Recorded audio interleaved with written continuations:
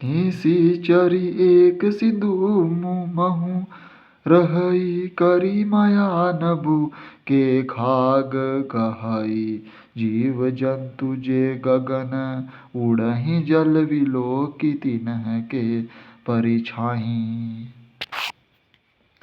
एक राक्षसी समुद्र में रहती थी। वह छल करके आकाश से पक्षियों को पकड़ लेती थी। जीव जंतु को आकाश में उड़ते उड़ते थे जल में उसकी छाया देखकर उन्हें पकड़ लेती थी।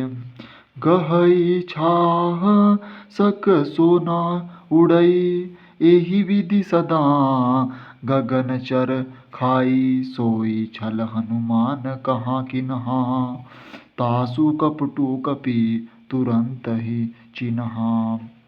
जब वह छाया पकड़ लेती लेती तो वह उड़ ना सके। इस प्रकार वह सर्वदा ही पक्षियों को खाती थी। उसने हनुमान जी से भी यह छल किया। उसका कपट हनुमान जी ने तुरंत पहचान लिया। ताहि मारी मारुत सुत बीरा बरदी पार गयऊ मत धीरा तहाँ जाई देखी बन शोभा गुंजत चंचरिक मधुलोभा। उसको चरण प्रहारों से मारकर पवन पुत्र वीर मत धीर हनुमान जी समुद्र पार पहुँचे। वहाँ जाकर वन की शोभा देखा जिसमें मधु के लोभ से भ्रमर गुजार कर रहे थे। नाना तरु फल फूल सुहाए खग मृग बिंदु ब्रद देखी मन भाए सेल विशाल देखी एक आगे ता पर दाई चढ़े भय त्यागे। वहाँ अनेक प्रकार के वृक्ष फल फूल से शोभायमान थे और पक्षी मृग आदि पशुओं के झुंड देख मन प्रसन्न हो जाता था। वहाँ एक बड़ा पर्वत था जिस पर हनुमान जी कूदकर निर्भय हो चढ़ गए। उमाना कछु कपि के अधिकाई प्रभु प्रताप जो कलिहि खाई गिरि पर चढ़ी लंका ते ही देखी कही ना जाई अति दुर्ग विशेषी। शिव कहते हैं, हे पार्वती, यह कुछ कपि को बढ़ाई नहीं है।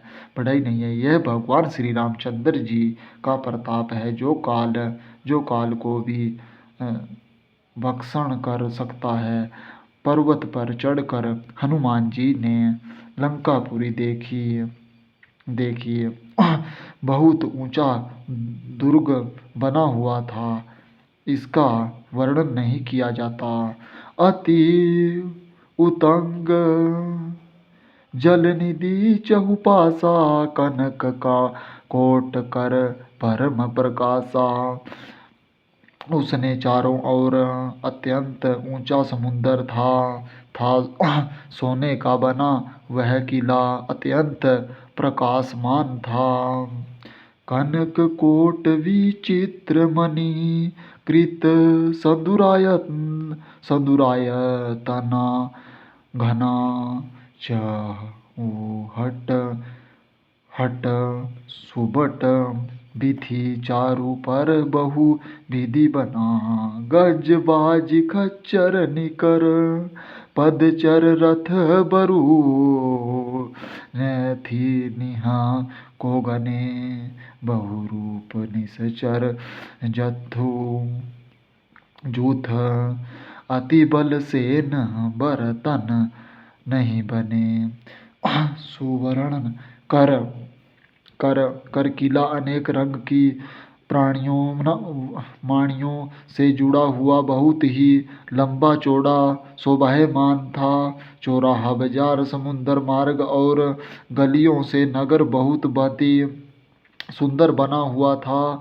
हाथी, घोड़े और खच्चरों का समूह तथा रथों के समूह कौन गिन सकता है। अनेक रूप वाले महाबली राक्षसों को झुंड और सेना का वर्णन नहीं किया जाता।